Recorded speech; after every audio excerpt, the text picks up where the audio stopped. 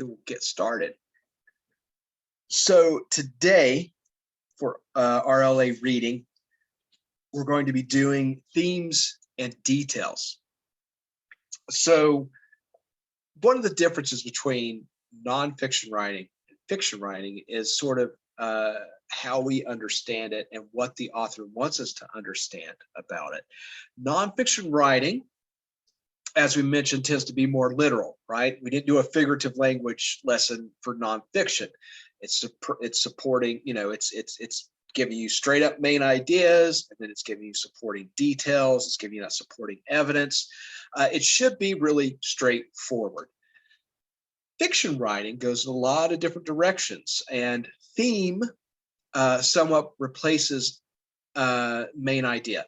Not totally, right? We still have main ideas in fiction writing, but we tend to think of that more as a subject as well. So, and theme will be these underlying ideas in a sort of a lesson sometimes that the author is presenting. For example, I'll use Harry Potter, for example. The overall subject of those books is wizardry and fantasy, right? That's sort of the subject area that's contained in there. The theme, though, according to J.K. Rowling, the writer, is death. The theme of Harry Potter is death. And if you're familiar with those movies or the books, you see throughout those movies that people die. And you then, when you hear that, it's like, wow, yeah, we through those movies, you see how the characters cope with death and loss. And having to move on or seeking vengeance, or there's all these things wrapped around that main sort of idea or theme. There's obviously other themes involved, good versus evil, madness, corruption. Those are all themes that when you sit down and you sort of step back and think about it, are involved in what we read in fiction or see on television or see in a movie. So that's sort of the difference between one of the differences between nonfiction and fiction writing. Thinking about theme, and then how do you support theme, much like you would with a main idea in nonfiction.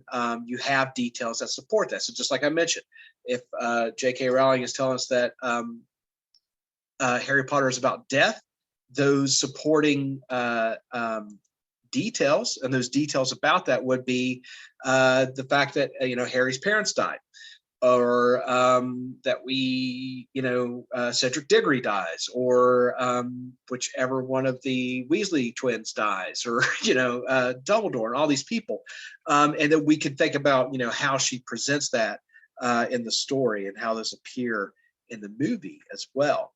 So that sort of gets us sort of understanding, what is theme and how that works. And we'll get some more of that here in the lesson. So let's start the lesson.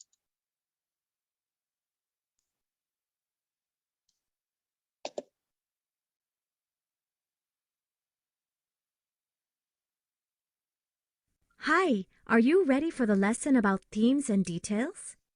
This lesson will talk about how to get more out of reading stories.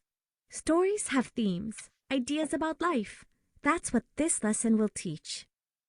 Yeah, and that's a lot of times what an author is trying to convey. There's something underneath that, just the story, some other idea that is a little more subtle that the author is conveying there.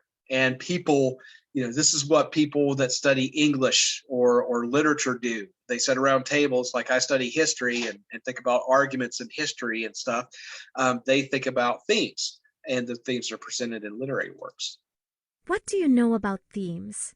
A theme is a message or idea about life that's part of a novel or story, or a TV show or movie. I know that when I understand the themes, I enjoy a story more, and it can make me think about things in my own life too. When I was first learning English, I read the story by Philip K. Dick. It seemed just silly at first, like something Dwayne would like, about strange aliens living among us. But the reasons the main character thought they were aliens were just strange, so I laughed about it. Then my teacher at the time started asking me questions about what the story meant. I realized that there was more to it than just silliness. I enjoyed the story so much more when I understood the themes. And it got me thinking about the English language, and that helped me learn even more.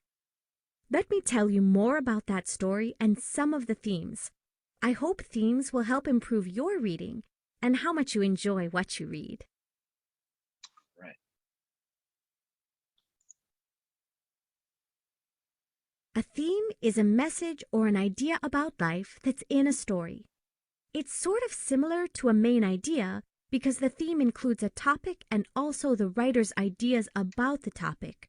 When you look for a theme, look for topics that come up in what you read. Do the characters have problems because of money? Is the story about mental illness? Is one character obsessed with art? Look for things that the story talks about often, things that are important to the plot or characters. Find those topics and you're on the way to understanding a theme. Then think about what the writer says and thinks about the topic. Sometimes the plot tells you something about the writer's ideas. Do all the characters who want money have something bad happen to them? Are all the characters who are poor happy? Maybe the writer is saying that money doesn't make you happy and that always trying to get more money is bad. Sometimes the characters or the narrator will talk about a topic. Does a character complain that no one understands what mental illness is like? Maybe that's part of the theme, that people don't understand mental illness well enough. But be careful. The writer doesn't always agree with the characters. Sometimes the characters' ideas cause problems or end badly, so the writer is really saying something different from what the characters say. To find the theme, think about what you're reading. What topic keeps coming up? What are the writer's ideas about the topic? Together, they make a theme. Themes can be almost any idea about almost any topic. What do you think? Do you understand the idea of a theme? So much the same way, we're in nonfiction writing that we read. I always say you ask questions. So nonfiction, we want to know maybe a little bit more about the author. We're looking about their point of view, right? With nonfiction, you have a much wider variety of why, what the purpose is for writing, and potentially audience.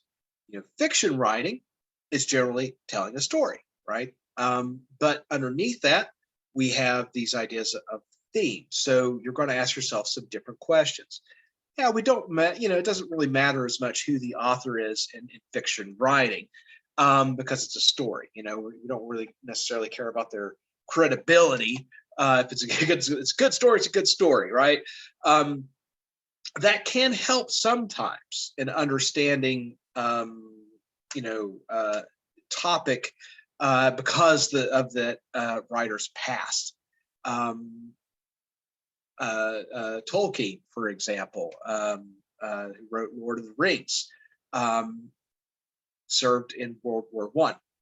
Saw battle in World War One. So some of that is, comes into play in his writing, Lord of the Rings and The Hobbit, particularly when it comes to war and scenes of war and things like that.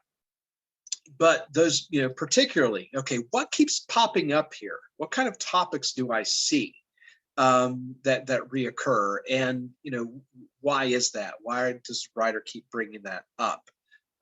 So, that's really important. Continuing to kind of ask your questions about, things that you're seeing along the way. Okay, this passage is part of that story I was telling you about. Take a look at the passage. What's a topic in the story? Okay, so this is, so another passage from The Eyes Have It, and I mentioned Philip K. Dick. Again, knowing something about the author is always good. Really popular science fiction author, particularly, I'm not sure exactly when he started. This was in the 50s, but so much of his work has been turned into television shows and movies, And a lot of what he did dealt with sort of like artificial intelligence and robots, like Blade Runner was his work and stuff like that. But here, I think, as we mentioned, one of the subjects, not the topic necessarily, but the subject here dealt with aliens. So let's see here. I think this might be the same passage. We'll go ahead and take a look. It was quite by accident I discovered this incredible invasion of Earth by life forms from another planet. As yet, I haven't done anything about it. I can't think of anything to do. I wrote to the government and they sent back a pamphlet on the repair and maintenance of frame houses. Anyhow, the whole thing is known. I'm not the first to discover it. Maybe it's even under control. I was sitting in my easy chair, idly turning the pages of a paperback book someone had left on the bus when I came across the reference that first put me on the trail. For a moment, I didn't respond. It took some time for the full import to sink in. After I had comprehended, it seemed odd I hadn't noticed it right away. The reference was clearly to a non-human species of incredible properties, not indigenous to Earth. A species, I hasten to point out, customarily masquerading as ordinary human beings.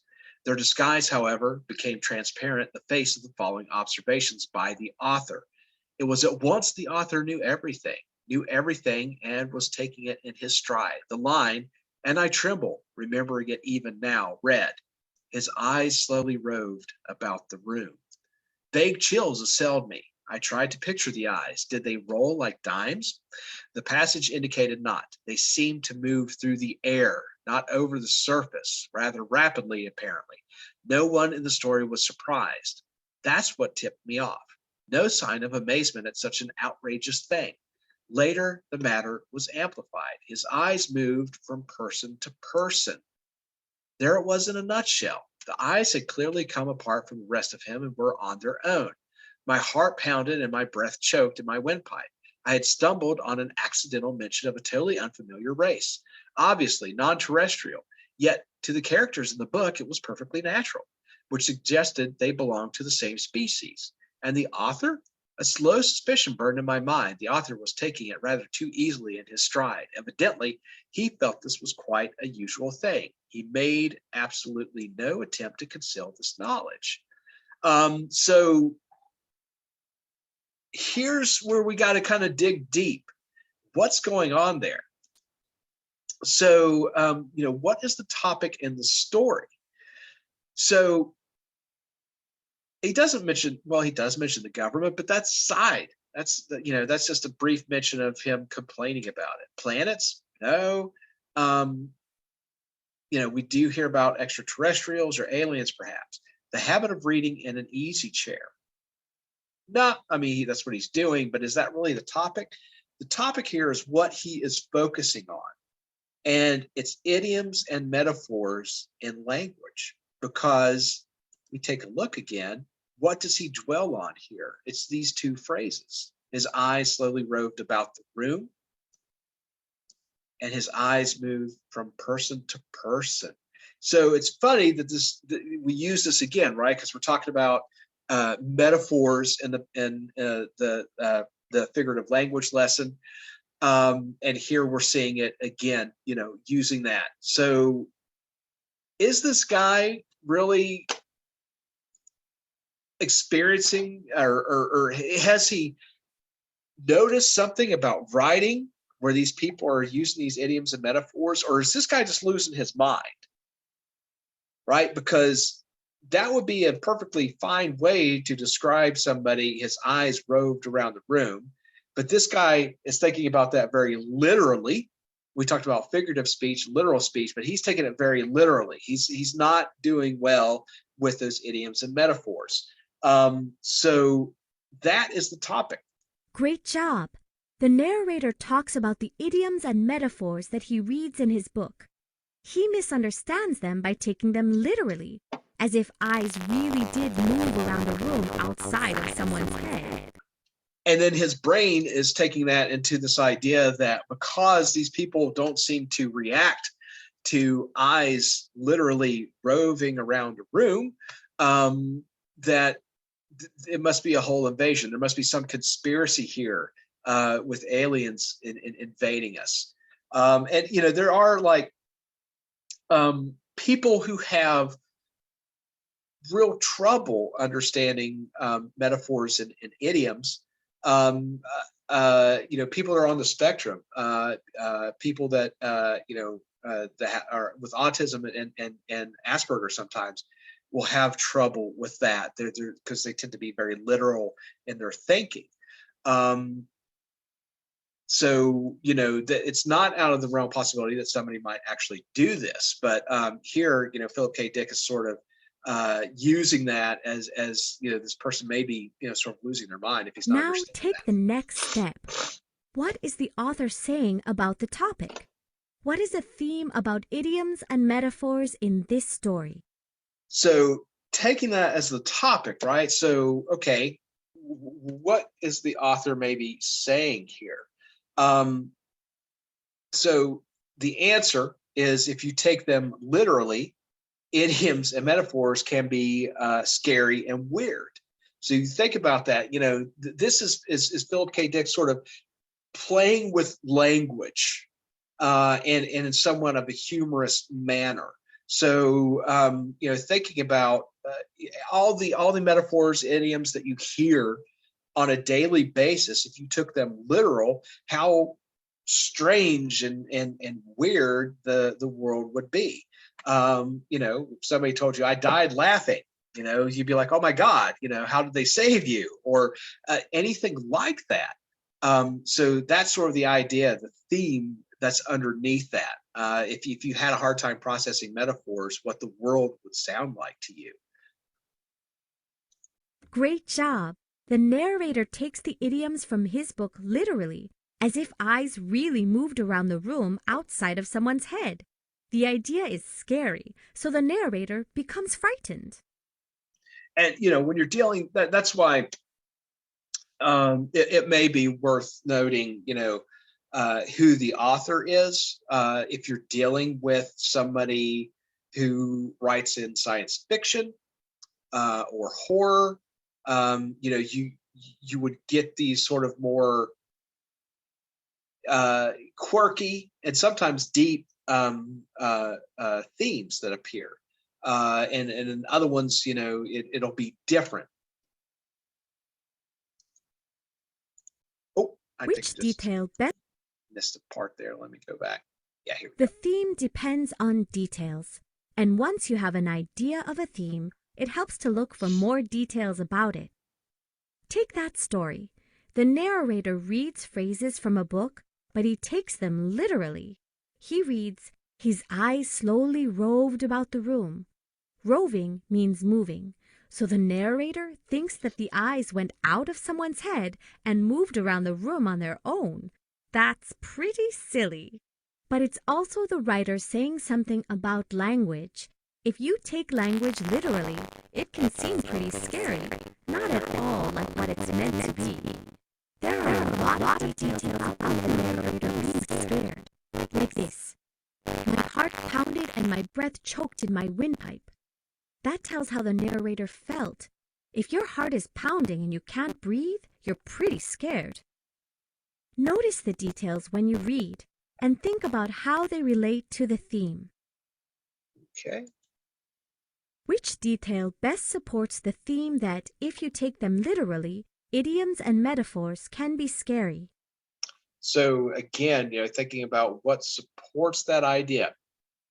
Not unlike what we do with supporting details in nonfiction, looking for things that support the idea in nonfiction. But here, okay, so if he's scared, what's going to be another detail that supports that? And it's going to be, I trembled remembering it even now, right? Because if you're shaking, you're scared, or you might be nervous. Great job. And I tremble remembering it even now describes the narrator being scared. People tremble or shake when they are scared. Yeah, so, quite a bit different from what we do in nonfiction. And it could, sometimes you have to dig a little deeper and look for, Very the topics good work there. on those exercises. Sometimes it's a little bit Now it's time to do subjective. Everybody when it comes to fiction, might take away something a little bit different. But you want to really look at those topics that are in there and see, what keeps showing up. What kind of patterns do you see in the writing? And then obviously, once you've identified those, you should have supporting details about that. So, if that's one way to maybe make sure they line up. It's like, okay, well, this has got to be like, a topic here. This has got to be one of the themes. But maybe once you go through and you look and you don't see the details that you thought you saw before, it's like, okay, well, maybe it is a little bit different. So anyway, we will take about 15 minutes here to work through our practice questions, and then we'll do some review right around 2 o'clock. So go ahead and work on those for about 15 minutes. And I'm actually going to do the same.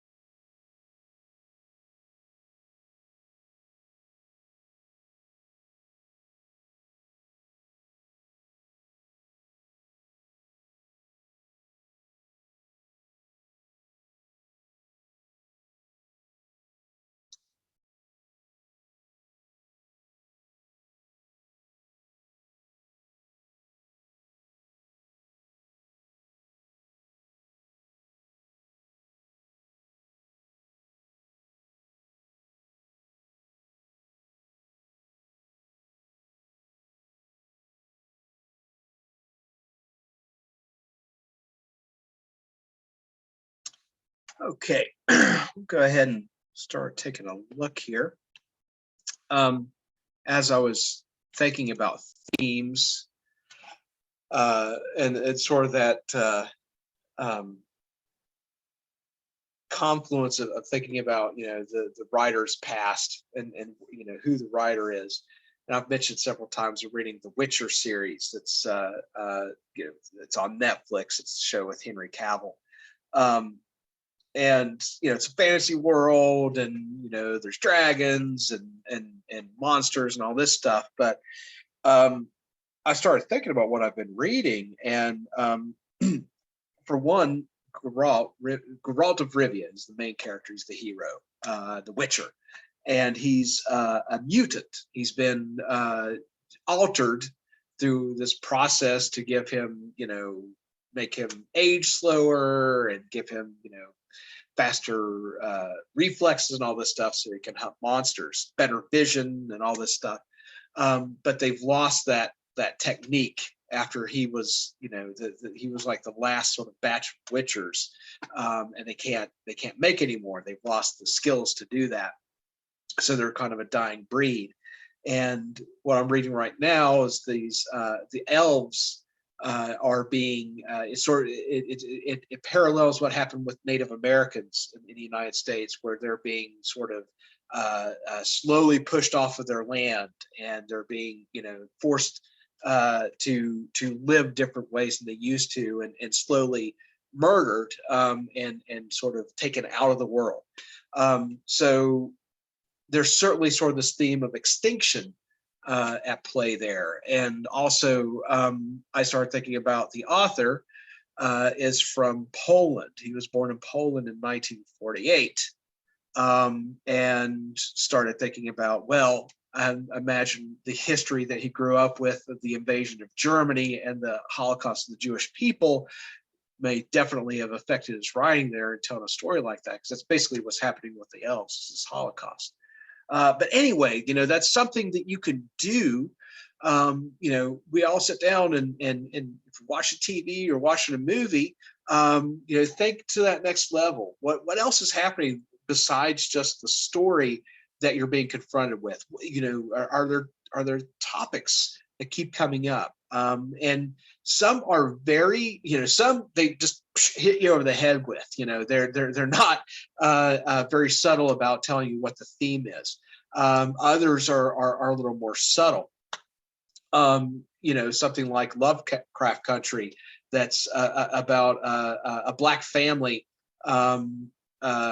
living in Chicago, I believe, in the 50s.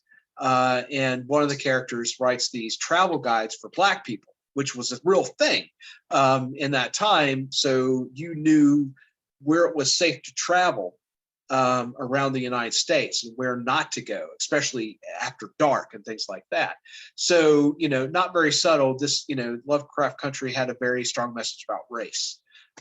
So, and a lot of times they will be very, simple and straightforward. Sometimes they're a little more nuanced and dig a little deeper. But, it's something that you want to start looking for, and a good exercise beyond, if you're reading, is to look for it if you're watching, television, if you're watching something fictional on TV, or you're going to the movies or something like that. So anyway, let's take a look here. First off, at Little Women. So this is a summary of the Little Women by Louisa May Alcott.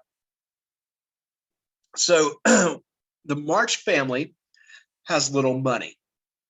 Mr. March lost his money and is away from home, working as a chaplain in the Civil War. Mrs. March and her teenage daughters, Meg, Jo, Beth, and Amy, are having their first Christmas without him. Although they have little, they gave away their Christmas breakfast to a poor family. Because of their good actions, their neighbor, Mr. Lawrence, sends them a feast for supper. Later, Jo meets Laurie, Mr. Lawrence's grandson, at a New Year's party. Because the family needs money, the oldest sister, Meg, works as a tutor of 4 children. Lovely Meg is traditional, following society's rules. The second oldest, Jo works for her wealthy aunt. Impulsive tomboy Jo doesn't care for the rules and enjoys writing. She gets one of her stories published. Beth, a shy girl who wants everyone to get along, enjoys the piano. Beth is always generous, helping others. Mr. Lawrence gets to like Beth and gives her a piano as a present. Beth stays home and takes care of the house while the youngest, Amy, is in school. However, after a teacher hits Amy as punishment, her mother takes her out of school. Amy is an artist and dreams of a life in high society. The family finds out Mr. March has pneumonia. Jo sells her hair so that Mrs. March can go to Washington to help him. Before leaving, Mrs. March cautions Jo to watch her anger and her quick reactions. While Mrs. March is away, Beth gets sick with scarlet fever after working with a poor family whose children are sick. Jo comes back home to help, while Amy goes to live with Aunt Carol to help her and to avoid getting sick. Mrs. March returns and Jo nurses Beth back to health. Beth is still weak, though. Mr. Brooke, Laurie's tutor, falls in love with Meg and they get engaged. Laurie goes off to college on the next Christmas. Mr. March returns home.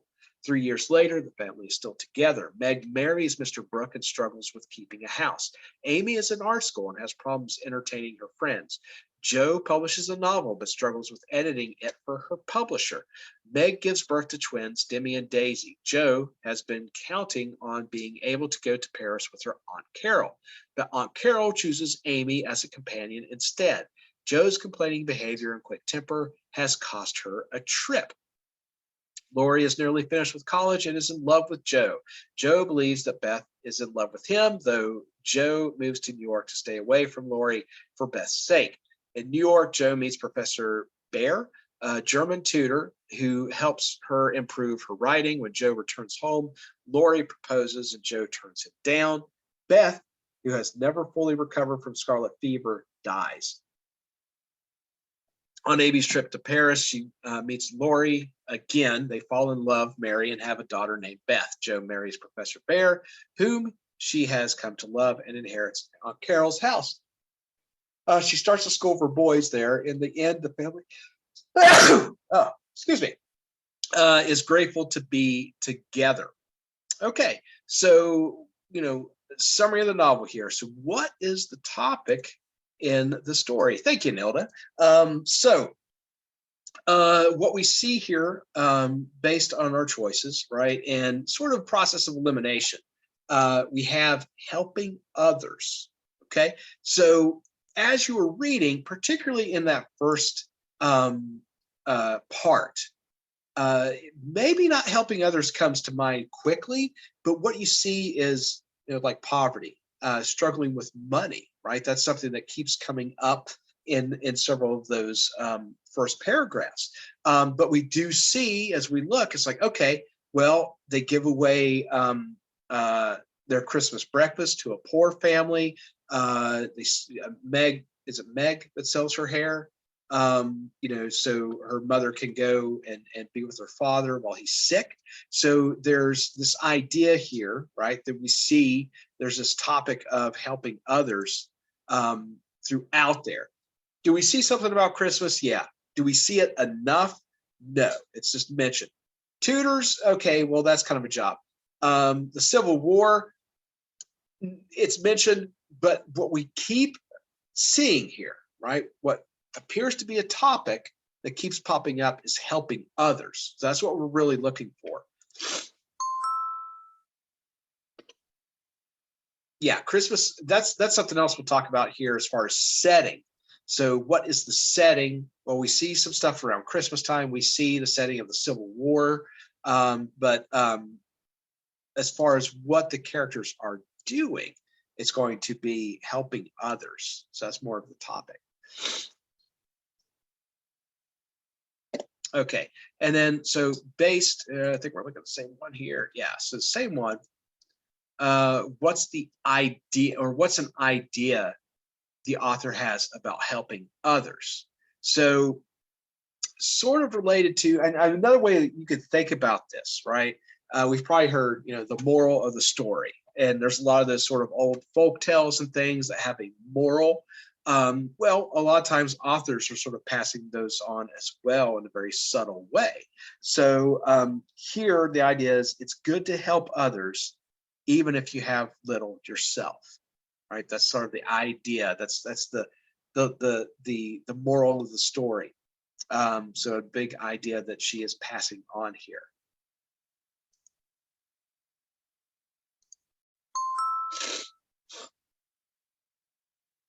Right. That could be another theme, is sacrifice. That could be something else that you see there.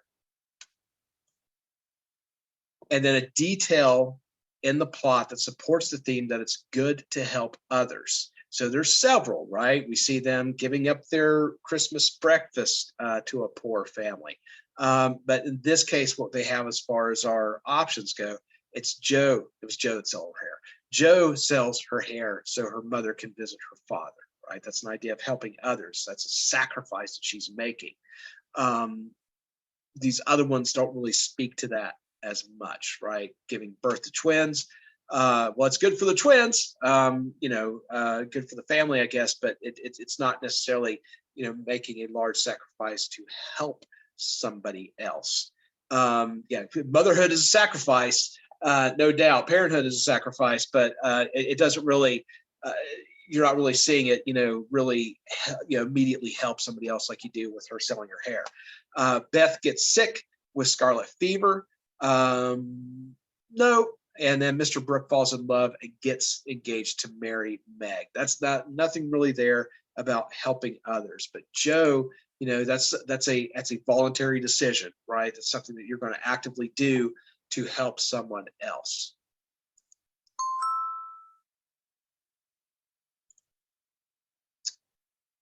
Excellent. You got the first three. Go on. Okay, and we actually have an excerpt from. Okay, so this is consequences. Whenever they give you a title, you could think about, how that is going to relate to what we're reading. Of course, it's from another work, but always keep that in mind. If they're giving you a passage with a title, that's got to come into play somehow. So the excerpt says, during this part of the novel, Jo learns that her aunt is asking her sister Amy, instead of Jo, to come on a trip with her. So it says, a week later, Amy did get her reward, and poor Jo found it hard to be delighted. The letter came from Aunt Carol, and Mrs. March's face was illuminated to such a degree when she read it that Jo and Beth, who were with her, demanded what the glad tidings were. Aunt Carol is going abroad next month and wants me to go with her, burst in Jo, flying out of her chair in an uncontrollable rapture. No, dear, not you. It's Amy. Oh, Mother, she's too young. It's my turn first. I've wanted it so long.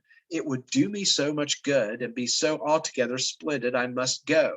I'm afraid it's impossible, Jo, says Amy decidedly, and it is not for us to dictate when she offers such a favor. It's always so. Amy has all the fun and I have all the work. It isn't fair. Oh, it isn't fair, cried Jo passionately. I'm afraid it's partly your own fault, dear. When Aunt spoke to me the other day, she regretted your blunt manners and too independent spirit. And here she writes, as if quoting something you had said, I planned at first to ask Jo, but as favors burden her and she hates French, I think I won't venture to invite her. Amy is more docile, will make a good companion for Flo, and receive gratefully any help the trip may give her. Oh, my tongue, my abominable tongue. Why can't I learn to keep it quiet? Groaned Jo, remembering words which had been her undoing. When she had heard the explanation of the quoted phrase, Mrs. March said sorrowfully, I wish you could have gone, but there is no hope of it this time. So try to bear it cheerfully and don't sadden Amy's pleasure by reproaches or regrets. I'll try, said Jo, winking hard as she knelt down to pick up the basket she had joyfully upset. I'll take a leaf out of her book and try not only to seem glad, but to be so, and not grudge her 1 minute of happiness. But it won't be easy, for it is a dreadful disappointment. And poor Joe bedewed the little fat pincushion she held with several very bitter tears. Okay. Oh yeah, she's crying. Yeah. Bedewed. Joe, dear, I'm very selfish, but I couldn't spare you, and I'm glad you are not going quite yet, whispered Beth, embracing her, basket and all, with such a clinging touch and loving face that Joe felt comforted in spite of the sharp regret that made her want to box her own ears and humbly beg Aunt Carol to burden her with his favor and see how gratefully she would bear it. By the time Amy came in, Joe was able to take her part in the family jubilation, not quite as heartily as usual, perhaps, but without repinings at Amy's good fortune. So, think about, okay, well, what's happening there, right? So it's fairness. That is the topic. Joe is upset. She doesn't think it's fair that another member of the family, one of her siblings, is going to get to go abroad and travel to, I'm thinking France, obviously, because they're talking about French. So that is the topic there, right? And sort of understanding why she wasn't picked over her sister.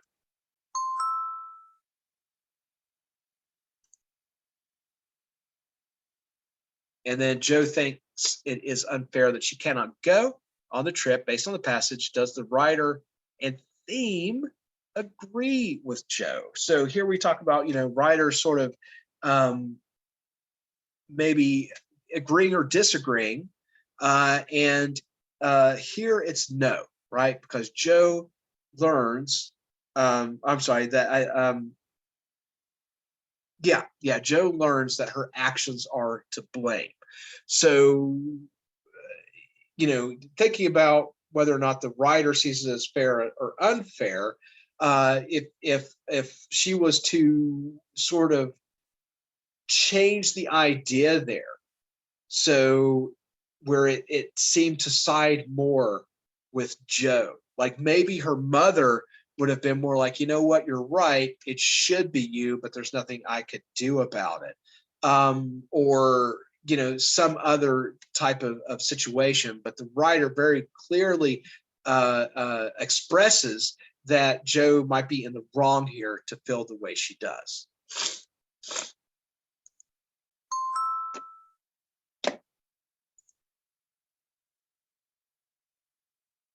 And then what detail in the passage supports the idea that what you deserve comes from your actions? So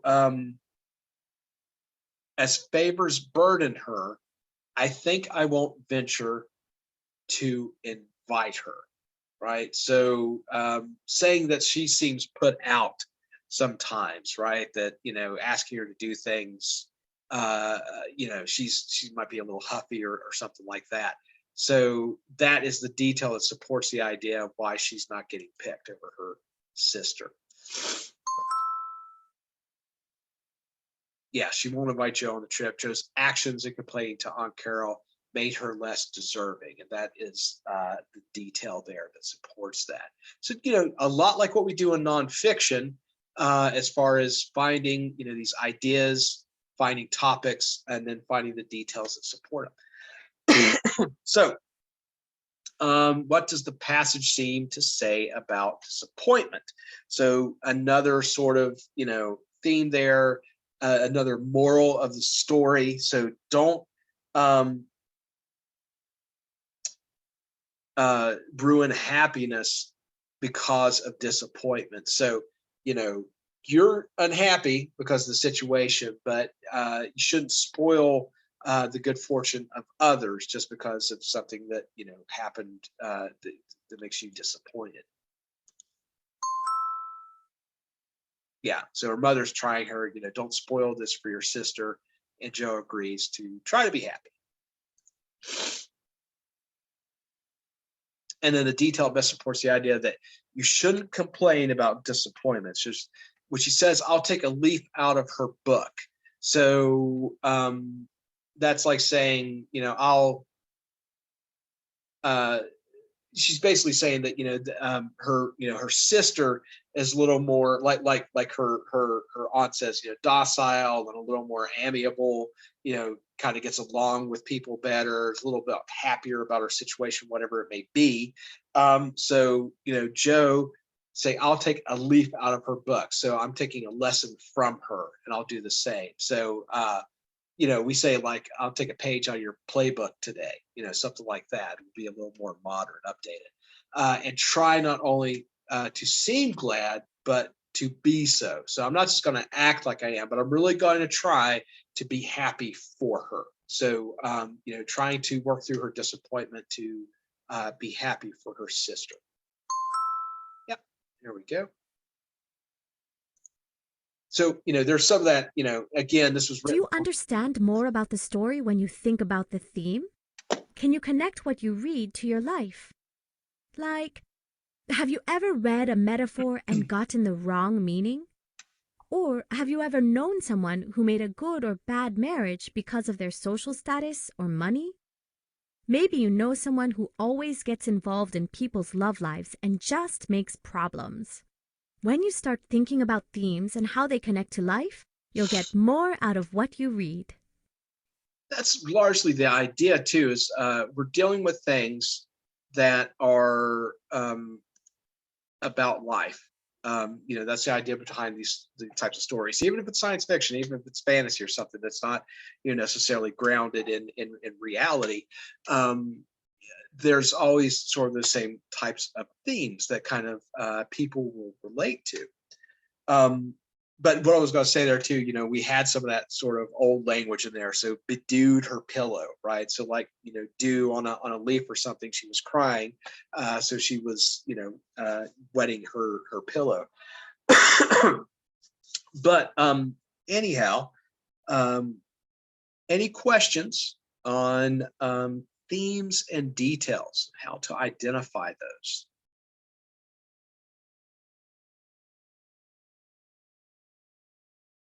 Okay, so yeah, just start looking for stuff as you're, if you get to watch some TV or a movie or something like that, what keeps popping up as a topic, and then think about how those details that are worked around there, and think about those underlying ideas that's going to present a theme. Sometimes it's very subtle. And sometimes it's very well presented and it's right there in your face. But start thinking, to that next level beyond, just like what's the story and is entertaining me, about some of the other things that are popping up in those stories, because authors are, they work around themes. Okay, well, that is the end of the week. So we will do some more with fiction writing and literature next week, and we'll continue on with some history. So you guys have a good weekend, and I will see you all on Monday. All right. Bye-bye. Thank you.